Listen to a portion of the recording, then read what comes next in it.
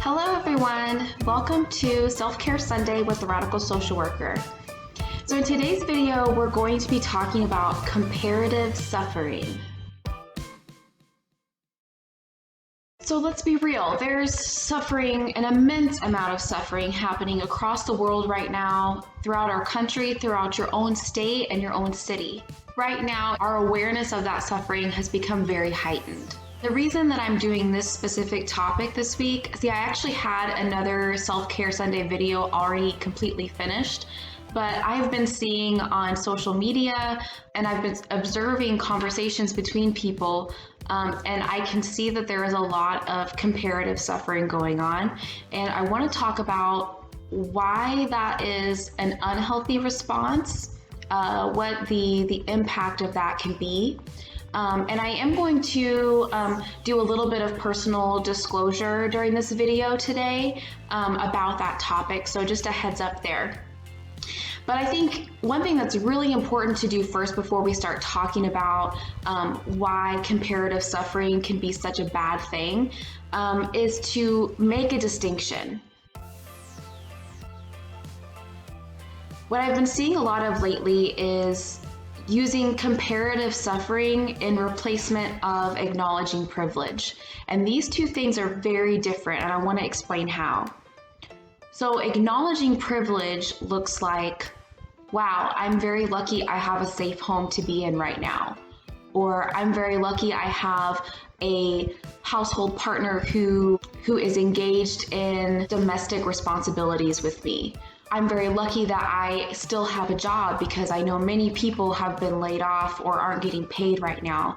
I'm lucky that I have internet and access to resources to allow me to continue to work from home. Basically, acknowledging your privilege looks like, wow, I'm lucky that I don't have obstacles like A, B, C, D making my life more difficult. And the other side of acknowledging privilege is acknowledging the responsibility that comes with it. So not only understanding and acknowledging the fact that there are certain elements of your life right now that are not making this circumstance more difficult, but also looking at ways that you can try to alleviate the difficulty that people are experiencing, the suffering that people are experiencing when they don't have access to what you have access to, or they don't have the life circumstances that you have that are making your life easier at this time. That's what acknowledging privilege looks like. What comparative suffering looks like is, wow, I have access to these things. I'm lucky to have these things. Therefore, any amount of discomfort or suffering that I do experience is invalid. Or using those same things to invalidate the experience and suffering of others. Because the reality is, and I'm gonna go social justice on you for a second here, everyone's life has layers of intersectionality to it. So while what we present to the world may look like one thing, there could be other things going on behind the scene. And so if you are taking the approach in conversing with people and dealing with people that if you're not currently experiencing the greatest level of suffering that's possible, then any amount of discomfort or suffering you have is invalid, you could be closing the door on someone who does maybe need help in a certain way that may not be evident to you. So acknowledging privilege is always important, and especially at a time like this when there is significant suffering happening, and thinking about ways that you can help contribute to the betterment of society overall and improving systems overall. That way other people don't have to have such a high level of suffering because of these circumstances A, B, C, or D, whatever it may be. So acknowledging privilege is important. But comparative suffering is dangerous.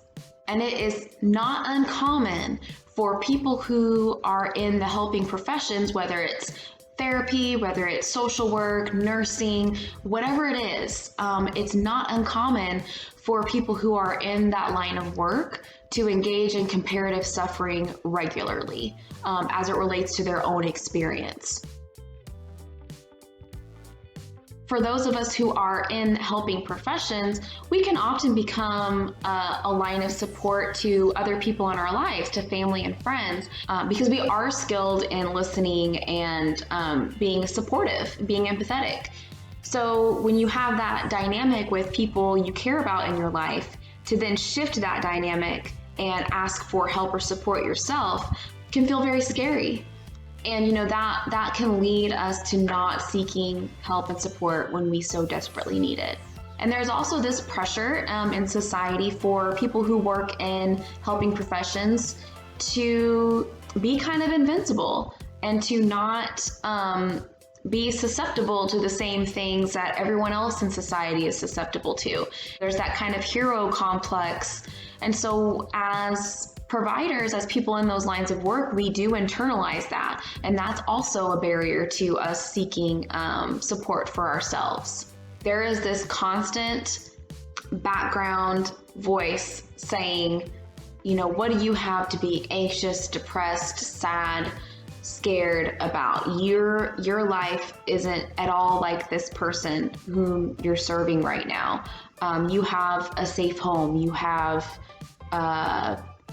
food, you have access to whatever it may be. There's always some way to compare yourself and demonstrate the ways that your level of suffering isn't remotely close to this other person's level of suffering.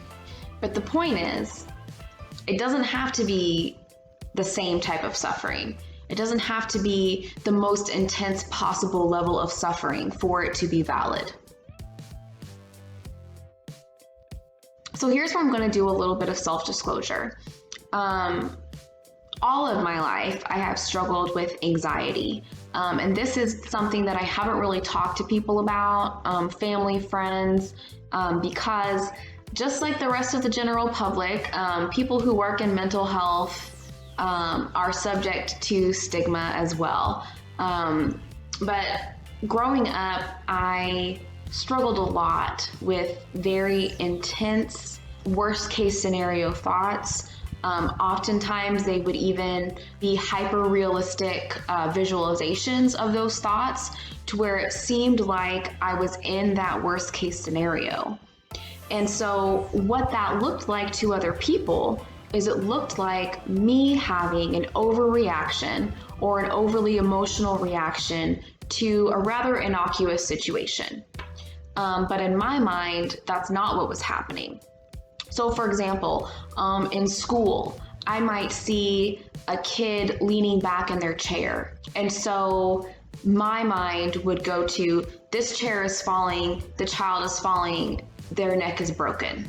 I'm using that as an example because that is actually a thought that I often had. My reaction to that would be either a very emotional plea to the child to sit their chair upright, or it may be me raising my hand to tell the teacher that this kid is leaning back in his chair. So it looked to others like I was being very overreactive to situations. And it also looked to others like I was hyper vigilant in following the rules. Later in my teenage years, anxiety looked like me refusing to take driver's ed until I was 17 or 18. I didn't want to drive. I was terrified to be on the road. I was terrified while driving, refused to drive on the highway for many years.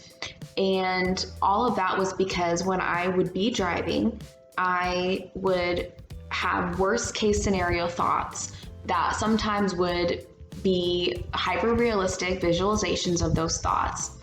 And when my anxiety was at its highest level, I would even react based on those hyper realistic visualizations and thoughts. And so that would be things like me pulling over to the side of the road abruptly, or me being overly eager to slam on the brakes, different things like that, which those things could in fact make me a hazard on the road. And to others, it may have looked like a very irrational thing, a very kind of over the top response. But to me, it was very realistic and very appropriate to the thoughts and experiences that I was having. Because again, it's that stigma. You don't want to be judged. You don't want people to know about it. You don't want people to know that you are, that your brain is working that way. So oftentimes people, you don't really ask for support. And the reactions that you have to those thoughts and visualizations can be embarrassing sometimes. And so your focus becomes on managing your level of embarrassment to your overreactions, or what is perceived as overreactions. So I went through, growing up with those types of experiences, never saying anything about it and just kind of dealing with it. But it wasn't until I got to college that I started to recognize what was going on with me, that it was in fact anxiety. But that was also the same time I started working at a mental health nonprofit. And I was working with kids and adults that had severe and persistent mental illness. So when I would see their manifestations of mental illness, I would engage in comparative suffering. I would think, wow, I can see why they're anxious. I can see why they're depressed. They are struggling with housing. They are, they come from an abusive background, all of these things that I myself have never experienced. So I began to diminish and invalidate my own experience. Started to think things like, what do I have to be anxious about? I have a roof over my head. I have food. I have a good education. I have a supportive family. What do I have to be anxious about? And so I would suppress and suppress and suppress, not realizing all the while that my anxiety and my symptoms were actually worsening to a pretty severe level. This carried on for years, this comparative suffering and this minimization of my own experience. And I became very unhealthy in a lot of ways, not just my mental health, but my physical health as well. I really kind of deteriorated, and I worked to hide that from people that I care about. So I worked really hard to paint a picture of myself and present myself in a way that was really kind of the opposite of what I was actually experiencing.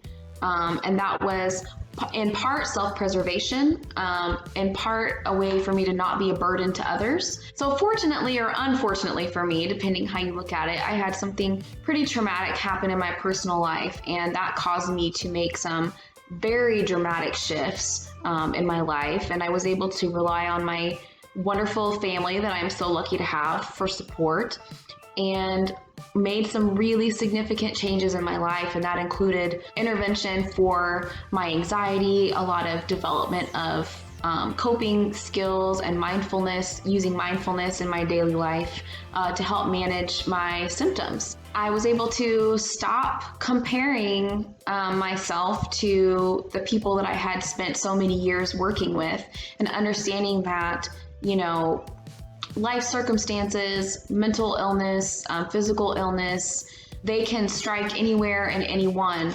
And so recognizing that just because my life is very easy in a lot of ways doesn't diminish the fact that anxiety is part of my life, and it's something that I can and should work to manage and work to have support for.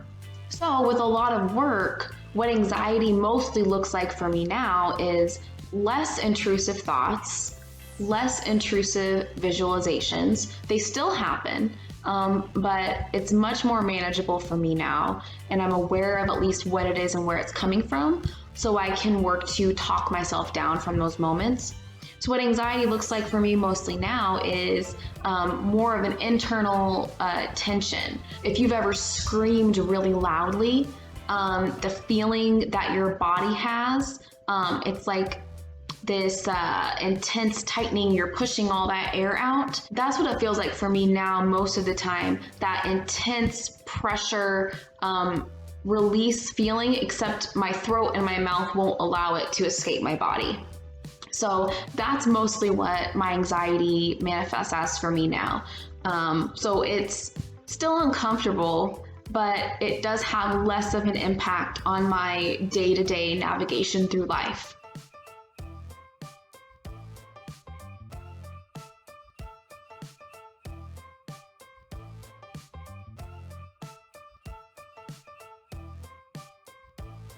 The point of me sharing all of that with you is because I want you to understand that comparative suffering is not healthy and it is not helpful. If you have a friend or a person in your life who, really by all perceptions from the outside world has a very easy life, has enough money, has a safe home, has supportive family, has supportive spouse or partner, whatever the case may be, has a good job, all of that, they can still get depressed right now.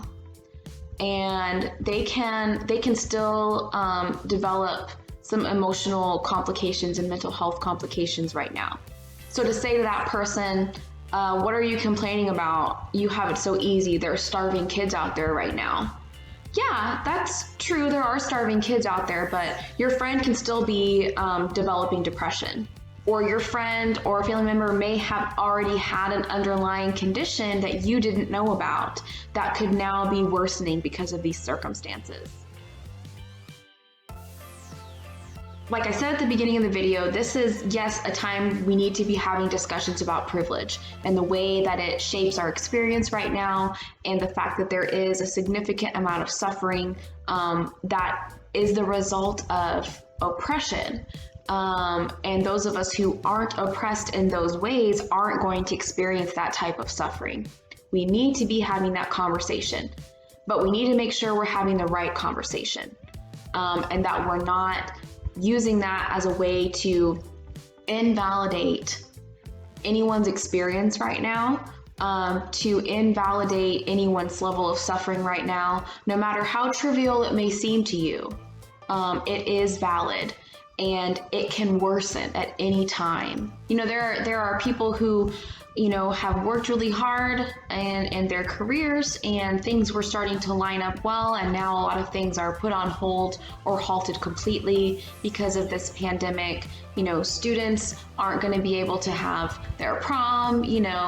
College students are having dramatic shifts happen with their internships.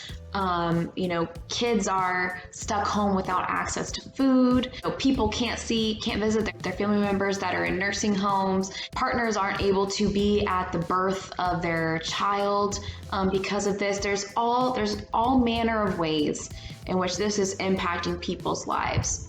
And every single one of those things is valid. So this isn't really a time for us to be trying to achieve the moral high ground and tearing as many people down as possible on our way to achieve that. We need to be, yes, aware of privilege, yes, aware of oppression, but our goal should not be to make other people feel bad or invalidate other people's experiences along the way.